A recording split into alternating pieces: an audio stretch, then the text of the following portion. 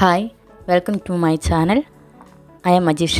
നമ്മൾ നോക്കാൻ പോകുന്നത് കറണ്ട് അഫയേഴ്സിലെ ചെറിയൊരു ഭാഗമാണ്. വെള്ളത്തിൽ ഇറങ്ങുന്ന വിമാനം. ഇത്തരം വിമാനങ്ങളെ ആംഫിബിയൻ എയർപ്ലെയിൻ അല്ലെങ്കിൽ ആംഫിബിയൻ എയർക്രാഫ്റ്റ് എന്ന് പറയുന്നു. കേന്ദ്ര സർക്കാരിൻ്റെ ഉഡാൻ റീജിയണൽ കണക്ടിവിറ്റി പദ്ധതിക്ക് കീഴിൽ കേരളത്തിൽ ആരംഭിക്കുന്ന സീപ്ലെയിൻ സർവീസിൻ്റെ പരീക്ഷണ പറക്കൽ കൊച്ചി കായലിൽ നിന്ന് മാട്ടുപ്പെട്ടിയിലേക്ക് നടത്തി. റൺവേ ഇല്ലാതെ വെള്ളത്തിലൂടെ തന്നെ ടേക്ക് ഓഫും ലാൻഡിങ്ങും നടത്താൻ ഇത്തരം വിമാനങ്ങൾക്കാവും.